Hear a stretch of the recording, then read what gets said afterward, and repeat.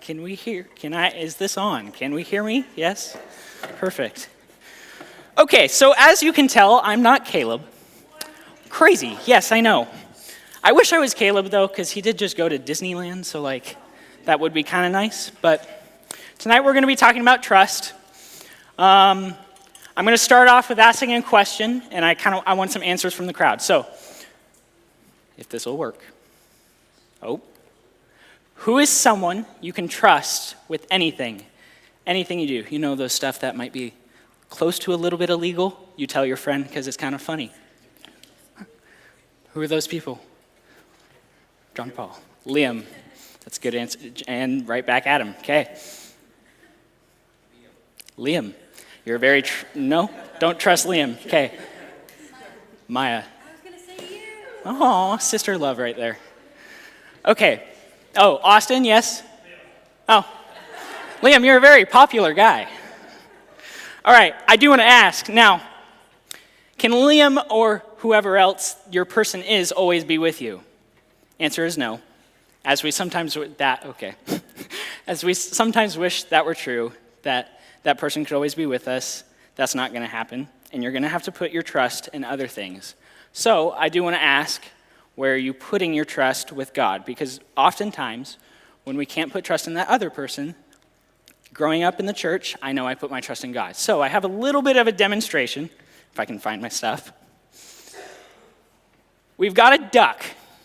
This is you. Yes.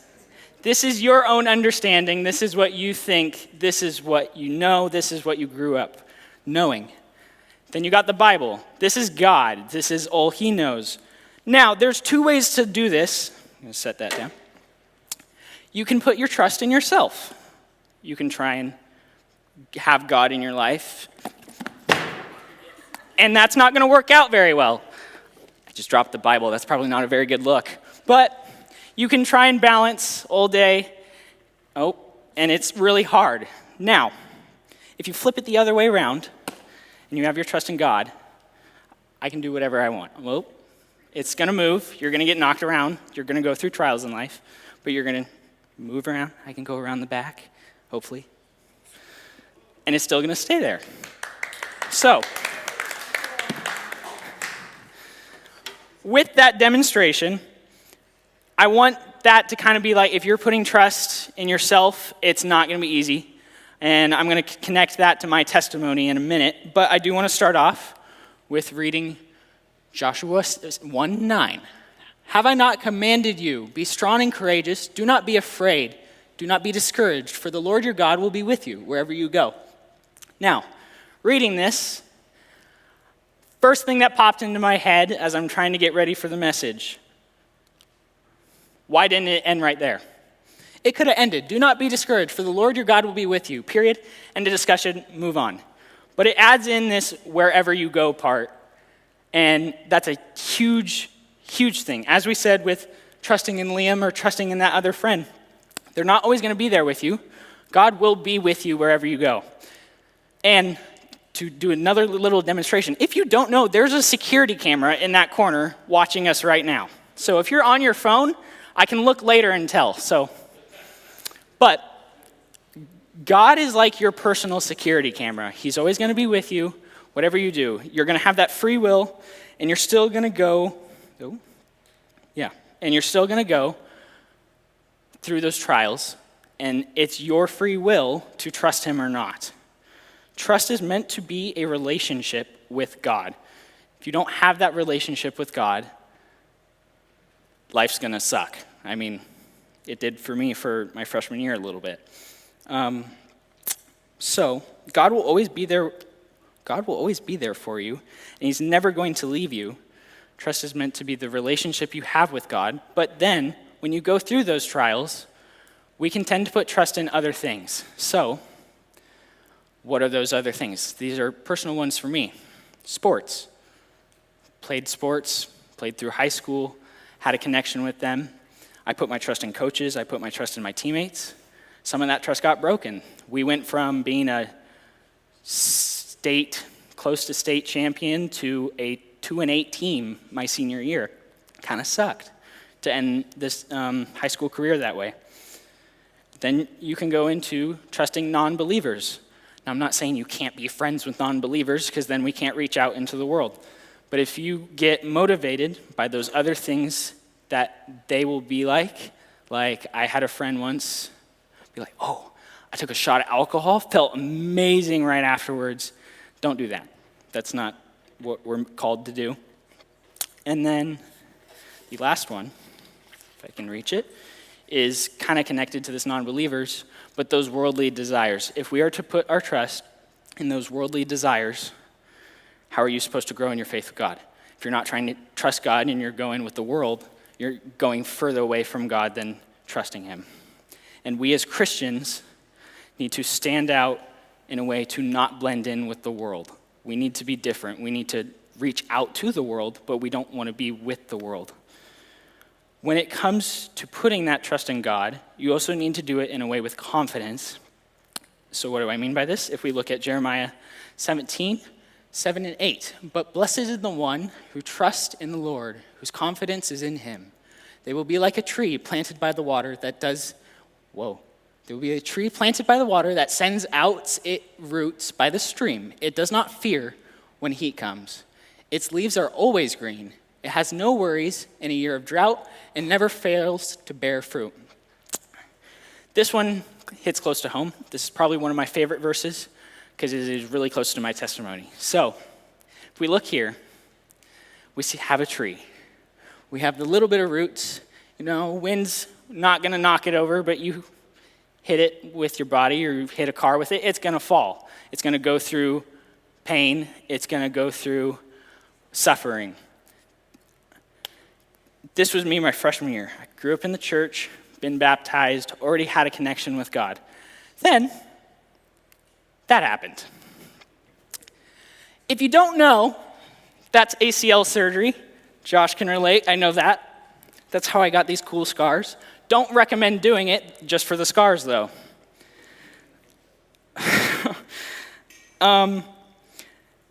If you look at that photo closer, you can see I have that little bit of trust. But underneath that mask was a freshman who was questioning everything. If you were here this weekend, I kind of mentioned that when we were talking about our gospel acronym.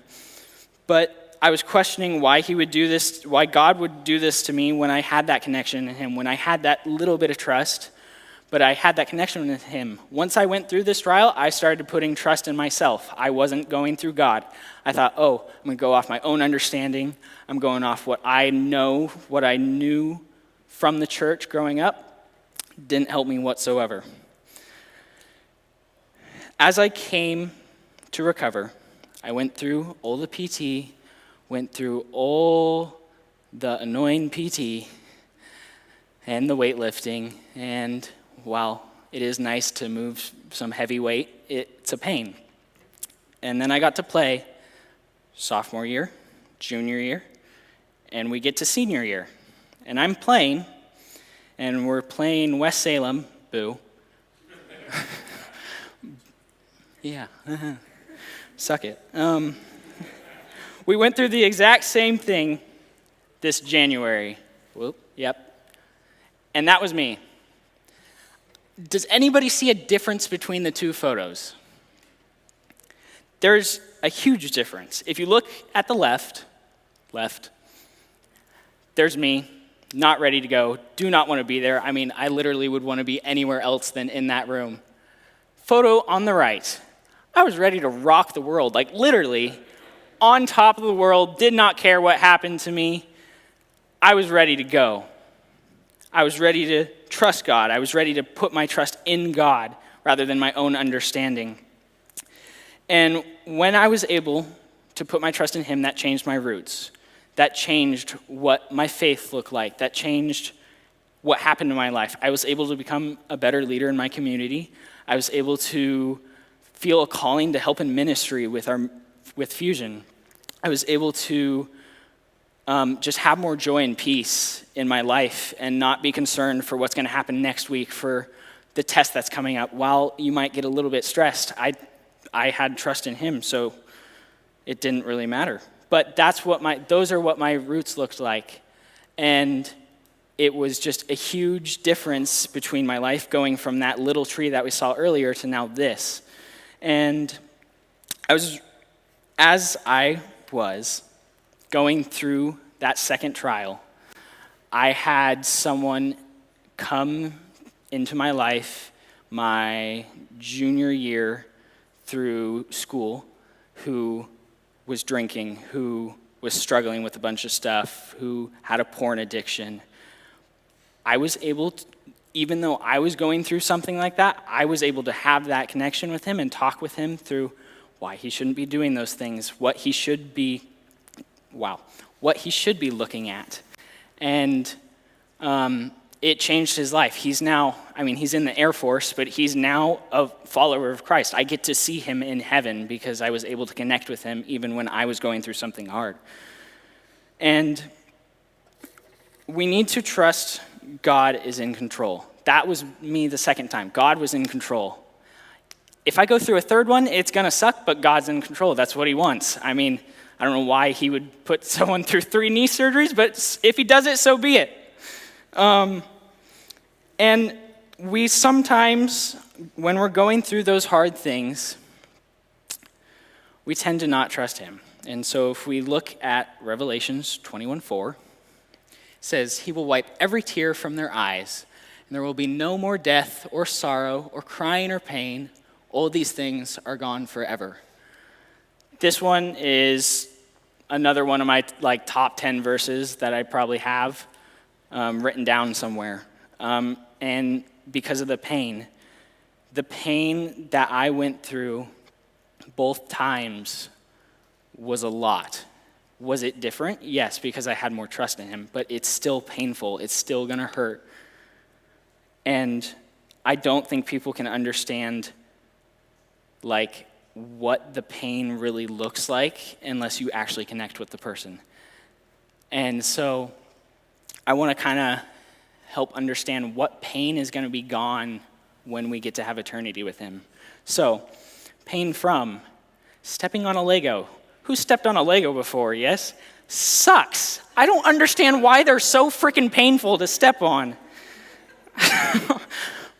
Especially when they're the little ones that my little brother has that he leaves everywhere. Painful. Injuries. As I was just saying, that's a huge one for me. You're going through injuries, it hurts. You can't do activities. You can't be the person who you were, and I'm never going to be able to do some of the stuff I was able to before surgery. I can't sit crisscrossed. Yes, that's how you say it, crisscross. I can't do it. I can't get down on both my knees. I can't do squats lower than 90. It sucks. But it's just knowing that pain I can put in God and have him trust. The next one is losing a family member. I think I was 10. We lost my uncle. That's a huge one. Losing a family member sucks. It's going to hurt. It's going to put you in pain. And during that time, I didn't have that trust that I have in him now. It hurt my life a lot more than I could explain. I may have looked fine. You may have seen me running around playing the games and having fun and being loud. It hurt. I was in pain. And then this next one is heartbreak. I'm not saying heartbreak, this guy dumped me and blah, blah, blah, blah, blah. But heartbreak from relationships you lose. Heartbreak from those family members that you can't connect to. Heartbreak from that friendship that just didn't work well, that you had an argument and you had to walk away and you're just hurting inside because you really like that person, or you had that good connection with them and then they decide to leave. That pain, all this pain, and anything else that is not listed is gone forever. We will get to spend eternity with him. If you were at the fall retreat, or not fall, spring retreat, we talked about how there was that little line, and this is our life, and this is all of eternity. Our life is so small compared to what the time you get to spend with him and the amount of pain that you won't have to go through. Trust is an action. If you are trusting God, your life around you is going to change.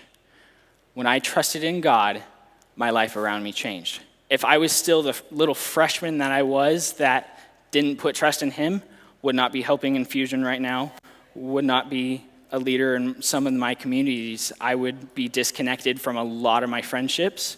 And there, honestly, at a point was a high chance I would have left the church. Trust is everything and anything through God.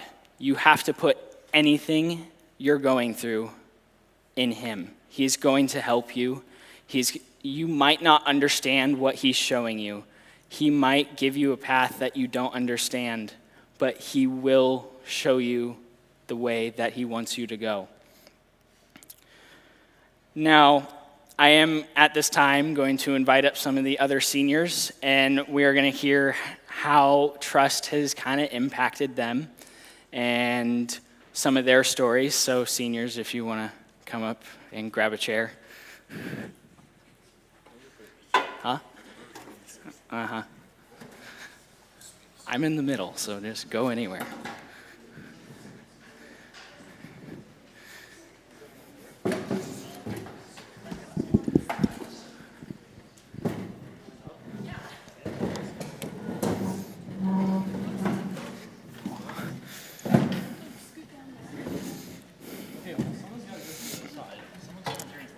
Okay. You know, you can sit next to a girl, Ryan. Huh? You can sit next to a girl. No, it didn't fit 3 people. All right. So with the people up here, we are going to start off with a really, really hard question. Name, school you graduated from, plan next year, and your favorite funny Thrive memory. So whoever wants to start it off. I'm Ryan. I graduated from Blanchette. Next year I'm going to George Fox. And my favorite funny Thrive memory was when we found the fish at H2O our junior year. And yeah, we played cornhole with it and then we slapped Luke in the face, and that one smelled really bad. I'm Luke, the guy that got slapped with the fish. I graduated from West Salem High School. Yeah, go West. Boo. And then next year I'll be going to Grand Canyon University down in Arizona. Yep, hopes up. Favorite funny Thrive memory, probably getting slapped by the fish. Didn't hurt too bad, it was pretty funny. Smelled really bad for like a week, but it was funny. I'm Madeline. I went to North Salem and also C-Tech. What was the other thing? Oh, next year I'm going to Hope College, which is a tiny school in Michigan. I guess it's not tiny, but it's smaller than GCU, which is giant. And I'm going to study social work, and my favorite funny memory, I don't know, probably the skits. They're always kind of goofy. My name's Kylie. The school I graduated from was Sprague and then also C-Tech. Next year I'm going to Southwestern Community College in Coos Bay. And then my favorite funny Thrive memory was actually at the spring retreat when my contact solution, I was allergic to it, and my eyes were red and I couldn't see the entire time. Being blind was, yeah. Yeah, now you know what it's like. All right, this first real question, I promise. When was a time you put trust in God or put trust in your own understanding, and how did it affect your life? One time when I put my trust in my own understanding, and it was in March. I had some personal drama and stuff going on in my life. But things did not turn out well for me. I tried to do everything myself, and I just ended up getting really overwhelmed and stressed out, and things just started kind of spiraling out of control.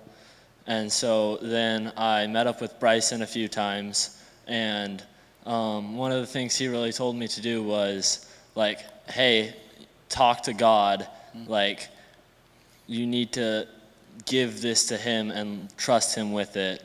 And when I did, things went a lot better, and things got back into control because he was controlling it, not me. That's a big one. And then with that, I do want to mention, with the time you have in Thrive, please ask your leaders questions. They are here for you. They are here to help you get through stuff. If you have a question or you're going through something, talk to someone or talk to a leader. It doesn't even have to be your leader. Talk to a leader. For me, these past couple of years have been really hard. We've had people living with us like nonstop. Last year, my family took in 4 foster kids for a couple of months, in addition to the 3 of us kids also living at home, and my 2 parents, and sometimes my grandma. And it was a lot, and it was just really hard. And then after they all got replaced, not replaced, but like, I realized as I said that sounds bad. As they got moved to different places, that's a better way to say it. This last October, my brother's friends moved in with us for a couple of months. And then this Christmas, my uncle moved in with us. And my uncle really struggles with alcohol and I'm sure a porn addiction too. But actually, he's in rehab right now. And it's the first time that he's done rehab for him, not because it's been court mandated or because we've told him to. It's the first time that he's chosen to do it like for himself. So that's huge. But through all of this, it has been such a journey and so hard to put my trust in God. It's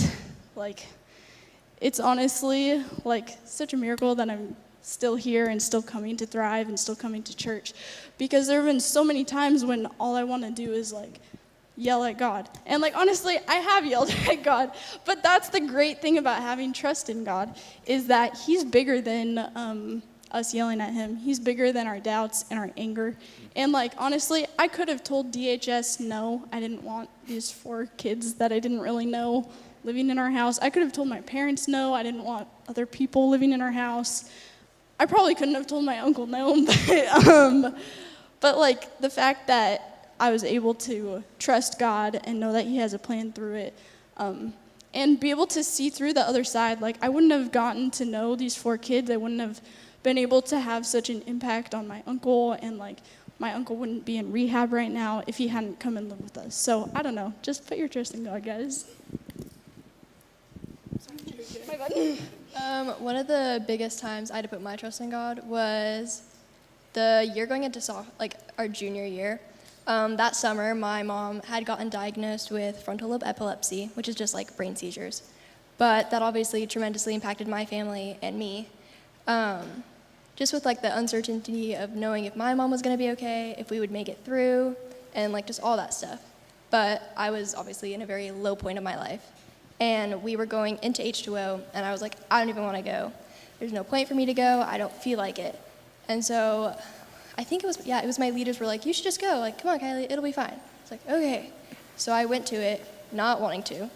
And God kind of used Pastor Tyler with the message. He was talking the entire time about trusting God and making sure you put all of the trust with him and not just hiding away those darker parts, the parts that you don't want like to open that door. Like his whole message was about that. And that was like the main part I needed to hear about. So about right after that, I started like really trusting him and, putting all of that into him. And things obviously got a little brighter, but yeah. Yeah, with that, putting that trust with even those stuff you don't want to put trust in him is huge. And then the second part of that, sign up for H2O. I mean, these flyers on the floor, I want to see gone by the end of the night. Even if you already know how to sign up on Church Center app, give it to a friend. Give it to someone who might be struggling through something. Have them come to H2O. A time, I guess it's not really a specific time, but just like most of my life, I guess I've kind of only trusted in myself. but specifically these last couple years, I've really been forcing friendships and stuff on people that really weren't good for me. And I really just recently have been trusting God more to just kind of let the people that aren't good for me, just kind of let them float away. And putting my trust in God more took those people out of my life and built the relationships that were good for me, made them a lot better. Having that trust in him is going to show you who you're supposed to be around. The next one is going to be, has there been something in your life that tested your roots? So when we read Jeremiah 17:7-8 with the roots, and or how will next year affect your roots? If you're going somewhere and you need to find a different church, need to find a different community, how is that going to affect your roots? I can start. This was actually like literally last week. So at CTech, I'm in a behavioral health, well, I was in a behavioral health program, which is basically just a big fancy word for mental health and social work, kind of why I'm going into social work.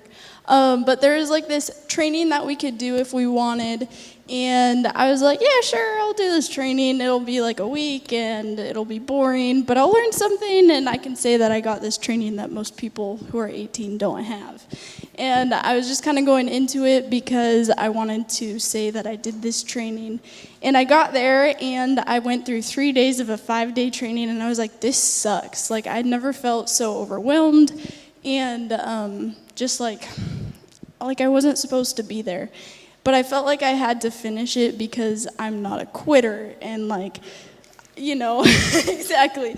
Like, I've always had this mindset of like, you don't quit what you start, and like, be exactly where God places you, which is a good attitude to have. But as I was thinking about it, God didn't want me there. Like, I wanted me there. And that wasn't where I was supposed to be. And so I actually didn't finish the training because I realized a lot of my boundaries that I hadn't set, which should have been set, were crossed. And so next year, my plan is to have more clear set boundaries about like carrying other people's emotions, because that's not my job. And like, I don't know how to explain it better, but like, I don't know, I carry other people's emotions when I don't need to. And so yeah, so that's my goal. Next year, my roots are really going to be tested. I'll be 1,000 miles away from all the people that keep me in line. So, I have to build my own roots. And my tree's probably going to sway a little bit, but I'll build stronger roots and keep me in line, keep myself in line, and with God's help, and become a stronger person. I'll call you. Thanks. Go. Okay. We'll go to the next one. How has the things you gave to God and trusted him with impacted your mind and beliefs? So for me, this was my senior year. When I trusted him with everything, it impacted my mind and how I looked at life and how I looked at the other people around me, and it impacted what I believed and my faith. I'll start. So for me, trusting God with my future has been like the biggest thing for me within these last few years. I didn't know for a long time what I was going to do next year for college. Most of the seniors can probably relate. And I didn't really know where I wanted to go. At first, I thought I wanted to do architecture as a major. So I was looking at schools that had only architecture, and then I realized I didn't want to do architecture, but I didn't know what I wanted to do. And so I had to spend a lot of time praying, and I had to spend a lot of time in the Word, and I just had to ultimately say, God, lead me where you want me to go. And I ended up at George Fox, and I'm going to be studying business, and the career that really got put on my heart was a city manager, which is kind of like the CEO of a city. And so, Wow, he's up there. yeah, so, but I was looking at being a city manager, and I was looking at all the things that they do, and like where the requirements you needed, and I realized that they want a lot of city work already done, like lots of experience in the city, and then I realized the job I've been working for the last 2 years is for the city of Salem.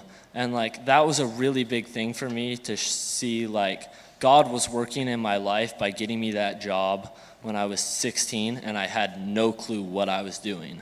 I was just trying to find a summer job. And so that was a really big thing for me, and it really helped me trust God, because it showed me that he was working in my life even when I didn't know it and when I wasn't even thinking anything about it.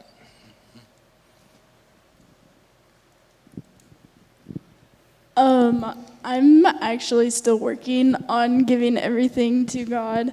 This is something that I've been working on since middle school. A lot of times I'll lay something down and then I'll pick it right back up as I walk out the doors. Or I'll be like, Jesus, take the wheel. But then I never actually give him the wheel, and my hands are still on it. And so it's just something that I've been working through, and my goal with setting boundaries is also to actually give God what I need to give him. Some of the things that I had to, giving to God has impacted me was, I'm going to college and I'm not going to be at my house anymore. So I'm not going to be there to take care of my mom, to take care of my brother, to pick up my family sometimes. And so trusting that, God is going to take care of them, and I'm not just, abandoning them and, they're going to suffer without me. They don't have to have me, and they'll be fine, and that I need to go, find my own independence and find my own self away from that. Mm-hmm. And then for this last one, we're going to hear from everyone, so be ready. What advice would you give to someone who is struggling to trust God? Take your time. God's very patient. Baby steps are very helpful. You don't have to give everything to him on the same day.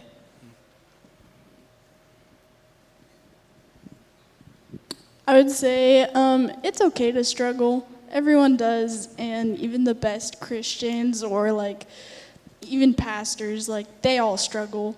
And I think that's one of the biggest lies is that you struggle alone. That's not true. Everyone struggles. And I think a big mistake is to isolate yourself when you're struggling. That's when you're supposed to dig in deep. You look at your soul, you look at who you have around you, and you go and tell them. You don't have to tell everyone. You don't have to get up on a stage and say, hey, I'm struggling, because that's not always helpful. But literally just tell one or two people outside of your family that you're struggling, and make sure that they check in on you. And if they aren't, reach out to them.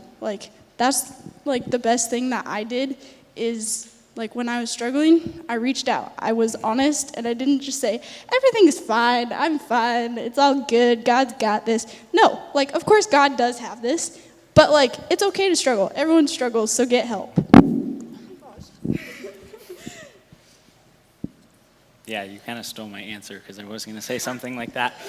But so having that trust with God is important. But if you're struggling, like she said, you are going to struggle through stuff. You are going to go through trials, even with God's trust. It's not oh, I trust in God. Nothing's going to happen to me. I'm going to be fine. No, sorry. Hate to break it to you. You're still going to go through trials. But the important parts are having that trust in God and also finding that help when you need it. Don't go hide in your room when you're upset or mad at something. Don't go, sit in the corner by yourself or cry alone. While it is good to cry alone sometimes, you need to find that help. You need to find someone to be there for you and to connect with you. The advice I would give them, someone who is struggling to trust God, is to spend as much time as you can reading the Bible and praying. Like, it just helps you so much and find ways to trust him. It helped me a lot in my life. Like, I read through the whole Bible in a year, and it worked. I saw God working in my life in ways I hadn't seen before, and just like it helped me a lot, and it really grew my faith. Just because I learned so much more about God and who he is, and I got an understanding of how he worked that I didn't have before, and so I started praying a lot more, and I didn't necessarily believe that he was, like, at the time, because I was struggling when I was struggling to trust God. I didn't necessarily believe that he would answer my prayers at the time, I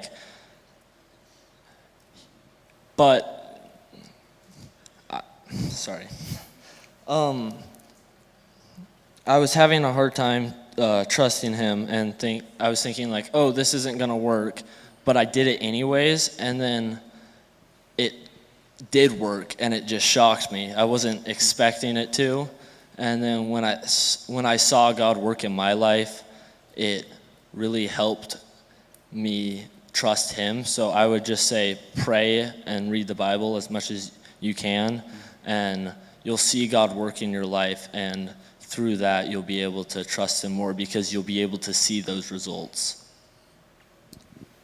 My set of advice would be just kind of like Matt's, just to talk to someone. But I think, yes, love your friends, but maybe don't talk to your friends all the time. I think it'd be more helpful sometimes to go talk to an adult, like one of your leaders, Caleb. You know, it doesn't have to be your exact leader, but talking to someone who's older than you and who's a little more spiritually wise and knows what has happened and has gone through things like this, I think that would be more beneficial. Mm-hmm. All right. Thank you for inviting us up here, Jaron. You're welcome, Luke. Okay. I do hope you all were able to take something away. I mean, this is the last time you'll see us here for... Not true. But... Yes, we're running away after tonight. You'll never see us again. But...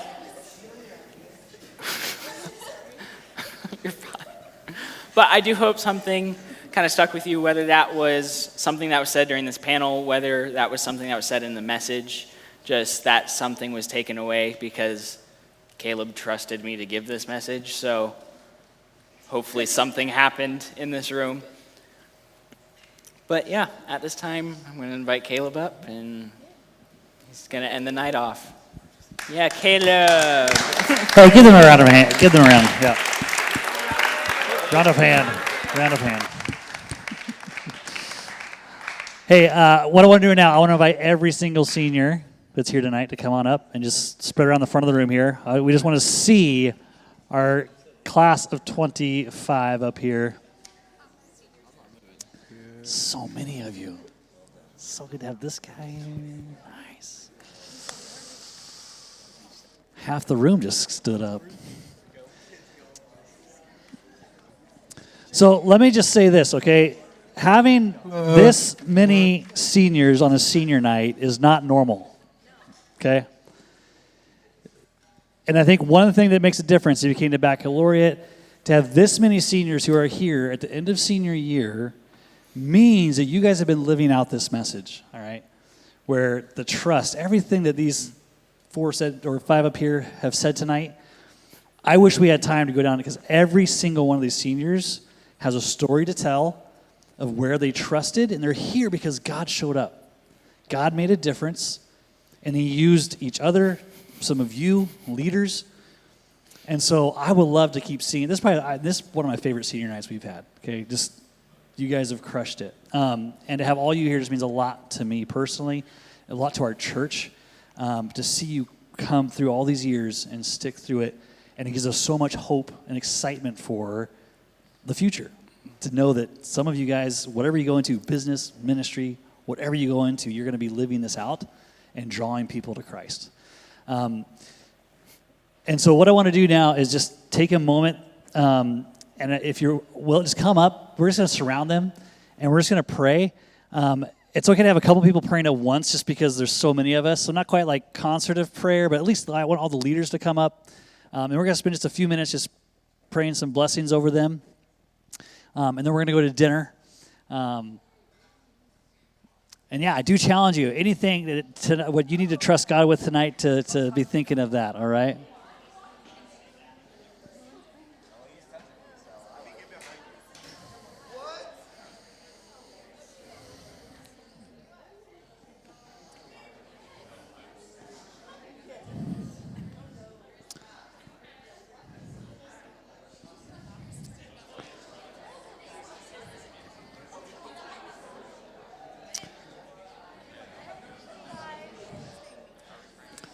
All right, so this is how it's going to work. I know it might feel a little different, okay? So we have little pockets all around up front here. So if you start praying and someone else keeps praying, just keep praying. It's okay. You can pray over top. God hears it all, all right? But if we just spend a few minutes just praying over the class, but by people by name, if you know them, you can pray specifically for individuals up here. And as a class as a whole, seniors, you can pray for each other. If you're next to each other and want to pray too. But we're just going to spend a few minutes just praying. Once it gets awkwardly quiet, I will finish us. All right? So I'll open it up, and then we can just start praying, okay? Heavenly Father, I thank you so much for this class. I thank you for their faithfulness. I thank you for their stories of trust where they have seen you show up and prove yourself true and faithful. And I pray that as they take this next step, that they would continue to learn that lesson, that in the small and the big, trust is where we experience intimacy with you, and that relationship makes all the difference in our lives. So thank you that they're living that out. Pray for those moments to continue. And as we pray over each of these graduates, I pray that you would just be glorified, that these students would be encouraged, and the rest of us would be challenged to take another step in trust.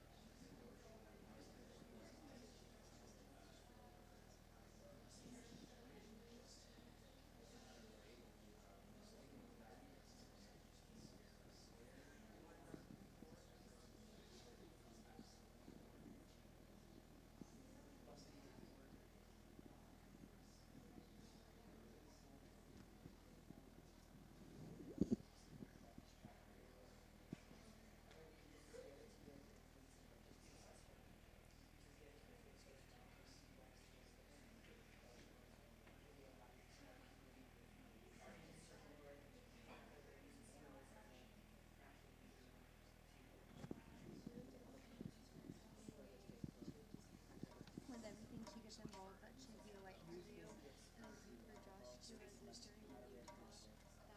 they both just get involved into a good church and that they just serve you and love others through you. Don't cry, don't cry. Josh, don't cry. I almost said don't turn into a Utah boy, but I don't know.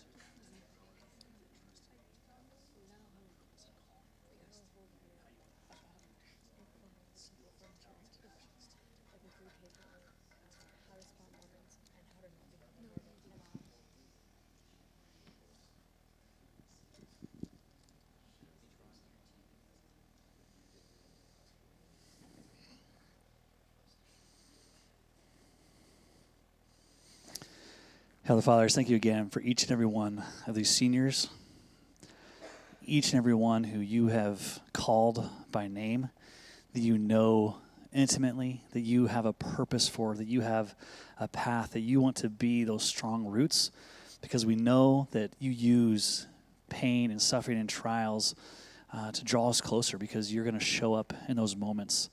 So I pray when those trials come that they'd remember this moment, they remember these years, remember these foundational moments where they learn the lessons, they've heard the things, and now as they live them out and they're tested, that this idea of trust would just ring true and always bring them back to you and to each other and to faith. And so thank you for the encouragement that they are, that the